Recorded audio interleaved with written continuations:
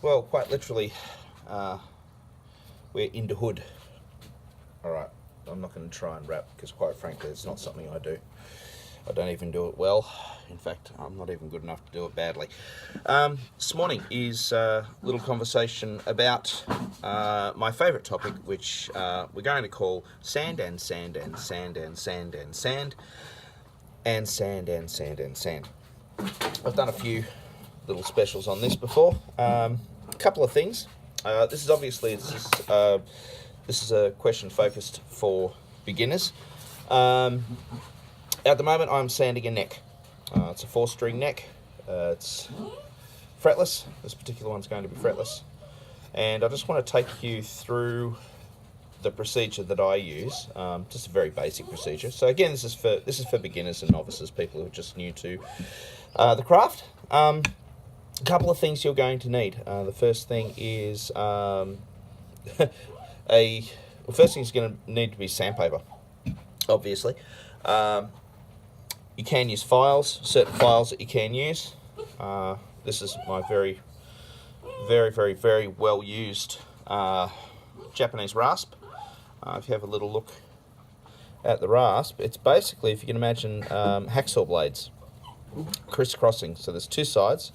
There's a rough side, just there, and there is a smooth side there. Now this is very, very handy. It's a very handy tool for smoothing off the round edges and for rounding a neck. So I'm squeaking because, of course, I have his little rubber bone, which quite frankly looks quite disgusting. So that's Prince, by the way, for those who don't know. Okay, so the idea with something like this would be, if you wanted to sand the neck, it would be a case of taking off fairly large quantities of timber. Try and get the glare down a little bit on that. Taking off large quantities of timber to do the round over. Now, if you don't, or if you do have access to, well, I have access to a table router, which I have set up with, at the moment, the widest or the largest diameter rounding bit that I can manage, or that the machine can manage, or that I can find, to round over the necks. Now, this is an extremely handy tool to have. You can use a hand router as well with the same piece, but just you have to make sure that you've got things locked down safely, and that the router bit, as it's spinning, won't pick up anything loose on the table. I had a fright the other day when I was routing out a guitar neck cavity, where I had the guitar sitting on this material, and I didn't realise that there was a little piece sticking up, and before I knew it, it was just as I was leaving the, I'd still had two hands on the router, which is most important for safety, but it caught some of the hairs on this, and of course it just ripped everything right up and was relatively terrifying. So lesson learned. So please make sure, if you're using a hand router, or that you don't have anything that can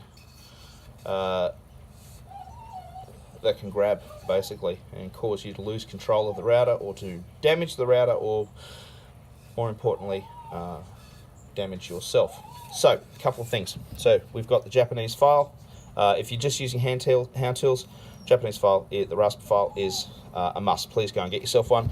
If you don't have one of those, you can of course use a rough edge file. I tend to use this for the only reason I really use this one is on the rough side, and I use it on fretless guitars to gouge out a channel for the piezo disc cables. So that's what I'll generally use that for, and that's pretty much the only job for that. The other thing you're going to need is a hard block sander, cork. There's still a little bit of give in cork. Some people will simply use a nice square piece of timber. If that works for you, that's awesome. I tend to prefer the cork. Once I've done the hard sanding, and I've got those really, really rough edges off. I suppose I should talk about different grades of sandpaper for you as well. What I normally do is I like to buy them in little rolls, or if I have a bigger roll, I rip off smaller bits and I roll them up like that. I keep them rolled up like that fairly tightly, and I'll show you why in just a minute. I generally use 3 grades of sandpaper for sanding the necks and or bodies. 120 grit, which has got a lot of cutting power, but it's not, I don't think on these guitars and things like that, I don't think 80 grits. I think 80 grits is too much. So 120 grit is great. I then go to 180 grit, which I've got floating around here somewhere, and then 240 grit. I don't often sand finer than 240 grit. I usually find it's quite fine enough. However, if I do, I'll go to a 320 grit. I buy this from Bunnings in Australia. It's called Flexivit. It's very readily available, and it's fine. It doesn't choke up with dust. It doesn't clog up very easily. It lasts for quite a while. It's rather good. Now, obviously, the cork, as I said, that's what I'll do. Once I've taken it off the router, I've done the hard sanding, I'll use the cork, usually with the 120 grit, like that. Go to the 180 grit, same thing, making sure that I'm not going across the grain. If I'm rounding, that's a different story, because I can hold the neck and I can round the neck like that with a twisting action. If you've got a neck vices are really handy. I've got one at the shop. I don't have it here at the moment. I'm going to be setting it up in the shop. But even now, I'm just feeling this. I'm just feeling that it's got a couple little burrs in it, a couple little rough bits. From that point there, I like to go onto a softer foam, piece of soft foam. I can use my 320 grit if I choose to now. I can wrap it up, and the thing I like about that is that it'll mould to the contour, so I can actually give it a little bit of pressure and mould, and it'll mould to the contour. It just gets more area. I'm going in an up and down motion. I'm not wearing my mask at the moment because I'm talking. If I'm usually doing 120 grit, I don't often wear a mask because it's fairly thick stuff, but as soon as I get down to like the 240, the 320s, I'll usually come down to, I usually wear a mask if I'm at that 240 or 320 grit stage. I definitely don't use masks when I'm rasping because, quite frankly, there's no dust particles that are coming up into the air. Now, a little point, one of the reasons that I really like using rounded sandpaper is for little areas like this. Now, just at the top of the neck, on the table router, what you'll find is that if you have any of these, your grain is running lengthways, all right? So what can sometimes happen with your table router is if you're not careful and you're using a rounded over bit just to round the bottom of the neck, just up here near the headstock, especially on one of the sides, it can grab and you'll end up with tear out. So it'll actually tear out that way and can rip off part of this area here, which is, you don't want that. So I usually stop. If you can imagine, this is the spindle or the cutting piece on the router.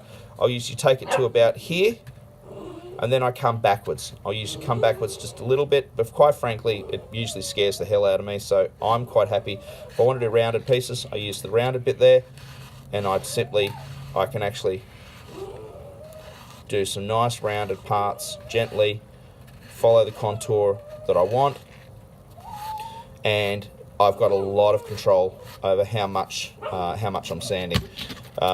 I usually go down here, usually to about 240 grit, just like this. And again, as I said before, this video is designed for novices, people who are just starting to get into the build. The roll is hard enough, whereas if I find a spot that I just want to give a little bit of attention to, I can. That's my dog whining. If you're uninitiated to Prince and I spend time in the mornings together. Unfortunately, when I'm in the shop, it also means that if I'm doing videos, Prince is along for the ride, and when he hears me talking to the camera, he gets a little bit jealous and he goes overboard. He doesn't normally whinge and whine like this because he wants me to kick his ball or kick his bone or something like that, or throw something for him. So apologies, but so you can see, and it's quite relaxing actually to be able to do something like this. On the little contours that you'll find here at the headstock, just to smooth off, I find that if I'm using that, I can do the same thing there. I've got a lot of control over how much I'm using. Generally try and go with the grain, not pulling against it, because I don't necessarily want to have any little tear outs. So I'll follow the grain and go over this way like a waterfall. You can imagine like a little waterfall going over. Think of Victoria Falls in Africa, or Niagara Falls in America, or North America I should say, and of course Wentworth Falls, which is close to where I am here in New South Wales. So I can actually do that. I apologise for not being on YouTube or running the podcast as much as I've wanted to lately. We have just set up a new shop up in Katoomba in the Blue Mountains, so that has taken a lot of my time.